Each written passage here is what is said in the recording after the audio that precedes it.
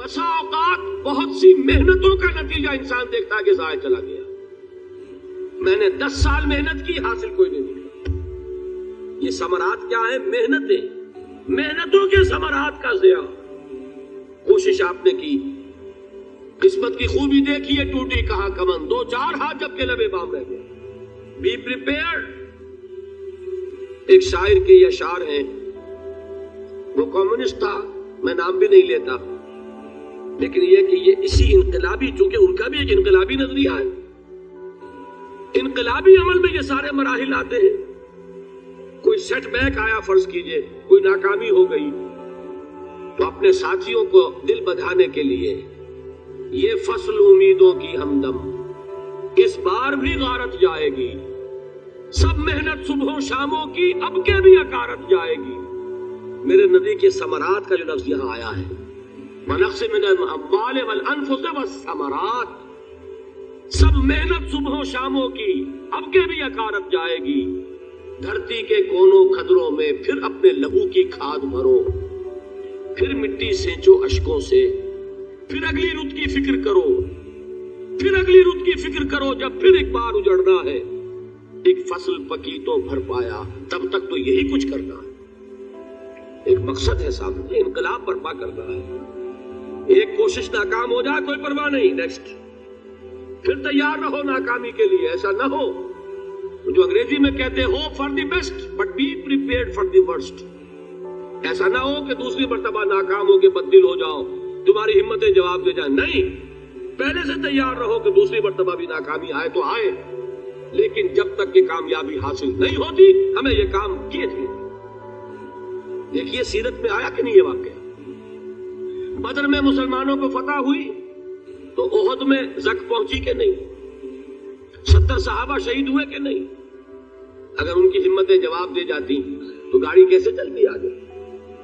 تو فرمایا وَلَنَبْلُوَنَّكُمْ بِشَيْءٍ مِّنَ الْخَوْفِ وَالْجُوعِ وَنَقْصٍ مِّنَ الْأَمْوَالِ وَالْأَنفُسِ وَالثَّمَرَاتِ. ہم تمہیں لازماً آزمائیں گے، خوف کی کیفیت سے، فقر و فاقے کی کیفیت سے، بھوک سے، جان کے نقصان سے، مال کے نقصان سے، محنتوں کے حاصل کے ضائع ہو جانے سے. وَبَشِّرِ الصَّابِرِينَ، اور اے نبی بشارت دیجئے صبر کرنے والوں کو. الَّذِينَ إِذَا أَصَابَتْهُمْ مُصِيبَةٌ، وہ کہ جب ان پر کوئی تکلیف آئے، کوئی مصیبت آئے، کوئی آزمائش آئے، قالوا انا للہ و انا الیہ راجعون، وہ یہ کہے کہ ہم اللہ ہی کے ہیں، اللہ ہی کی طرف لوٹ جانا ہے. یہ وہی انداز ہے جو میں نے فارسی کا شعر سنایا تھا آپ کو کہ سرے تسلیم خم ہے جو مزاج یار میں آئے.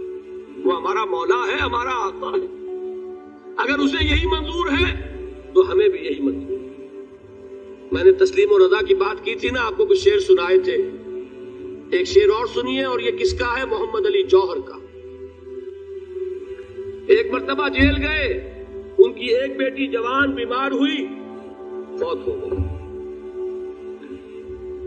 باہر چھوڑا انگریز نے، جاؤ بھائی دفن کر دو بیٹی کو.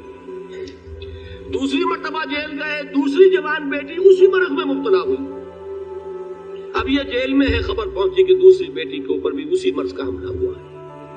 ایک نظم لکھی ہے جس کا آخری شعر یہ ہے، تیری صحت ہمیں منظور ہے لیکن اس کو نہیں منظور تو پھر ہم کو بھی منظور نہیں. یہ ہے، جب تک یہ کیفیت نہ ہو اس میدان میں آدمی ثابت قدم نہیں رہ سکتا کہ میرے رب کو اگر یہ منظور ہے تو یہی مجھے منظور ہے، اور تیری صحت ہمیں چاہیے تو ضرور، لیکن ہمارے رب کو منظور نہیں تو ہمیں بھی منظور. راضی برضائے رب.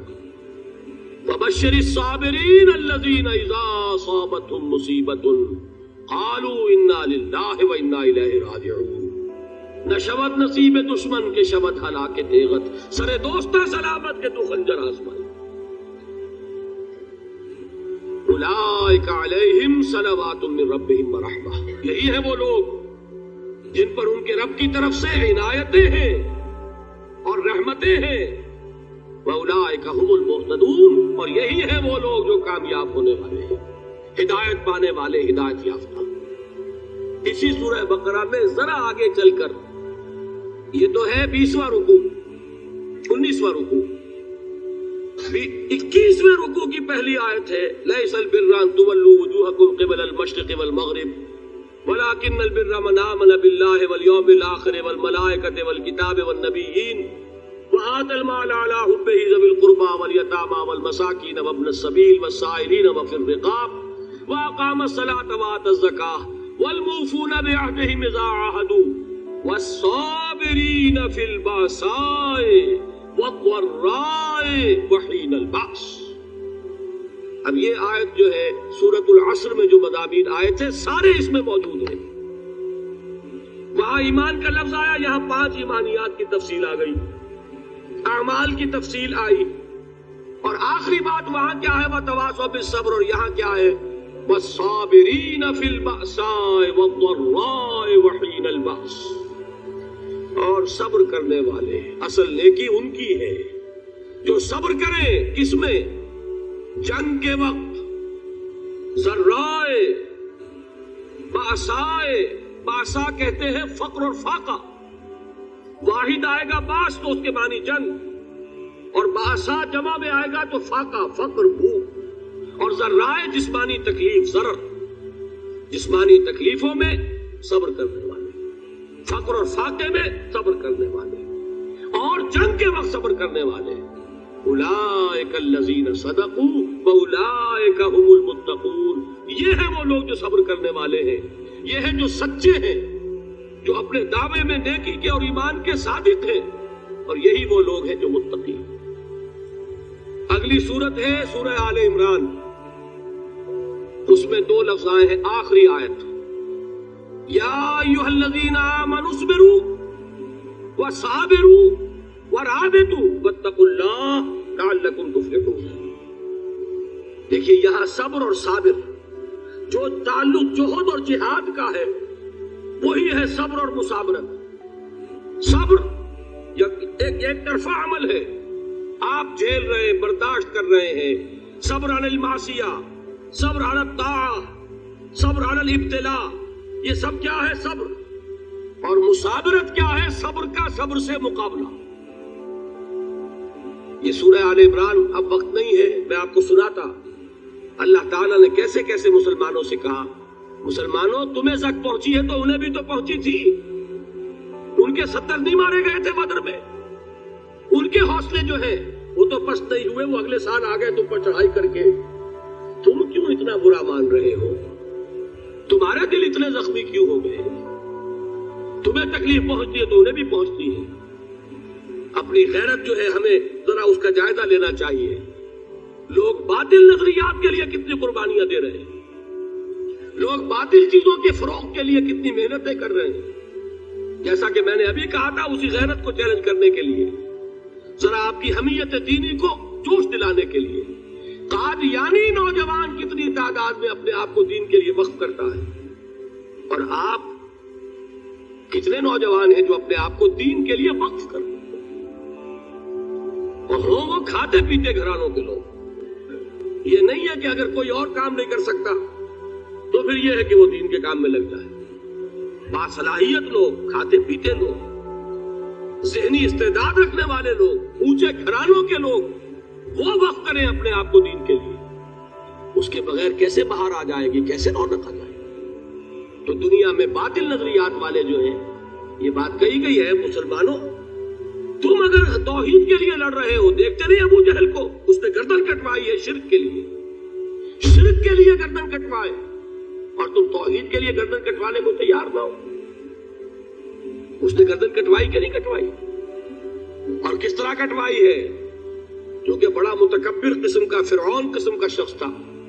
جب گردن کاٹنے لگے تو کہتا ہے ذرا نیچے سے کاٹنا، تاکہ جب تم نیزے کے اوپر چڑھاؤ میرے سر کو تو اونچا نظر آئے، معلوم ہو سردار کا سر.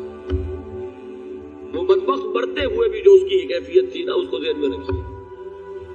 تو یہ اس لوگوں نے قربانیاں دی، جانے دی. تو فرمایا اگر تم ان سے زیادہ قربانی نہیں دو گے، جو نوٹ کر لیجئے اس کو، مجرد اگر حق کو غالب کرنا اللہ کے ذمے ہو تو آنے واحد میں غالب کر دے گا، تمہیں تکلیف ہی دینے کی ضرورت نہیں. سمجھ رہے ہیں؟ کیا اللہ کے مقابلے میں کوئی باطل کی طاقت ٹھہر سکتی ہے؟ تمہارے ایمان کا امتحان ہے، یہ تمہارے خلوص کی آزمائش ہے، یہ تمہارے امتحان کا ثبوت درکار ہے کہ اللہ تعالیٰ دیکھنا چاہتا ہے تم اس کے لیے اپنی جانیں قربان کرنے کو تیار ہو کہ نہیں، تم اس کے لیے تن من دن لگانے کو تیار ہو کہ نہیں۔ اور یہ جان لو کہ اگر کفار اور مشرکین اور ملحدین اور باطل نظریات والے وہ جو کچھ قربانیاں اپنے باطل نظریات کے لیے دے رہے ہیں ان سے زیادہ اگر تم نہیں دو گے تو حق غالب نہیں ہوگا۔ انہوں نے جو صبر کیا ہے اپنے باطل نظریات پر، اگر تم اس سے زیادہ صبر کا ثبوت نہیں دو گے اپنے اس حق پر تو حق غالب نہیں ہوگا۔ اس لیے فرمایا یا ایھا الذین آمنوا اصبروا وصابروا، نہ صرف یہ کہ صبر کرو بلکہ صبر میں اپنے دشمنوں سے آگے نکلو، ان کے صبر سے بڑھ کر صبر کرو۔ وَرَابِطُوا، مرابطہ کہتے ہیں چوکس رہنا، ہوشیار، پہرا دو، ایسا نہ ہو کہ دشمن جو ہے غفلت میں تمہارے اوپر کوئی حملہ جو ہے کر بیٹھے۔ وَاتَّقُوا اللَّهَ، اور اللہ کا تقوی اختیار کرو، لعلکم تفلحون، تاکہ تم فلاح پاؤ۔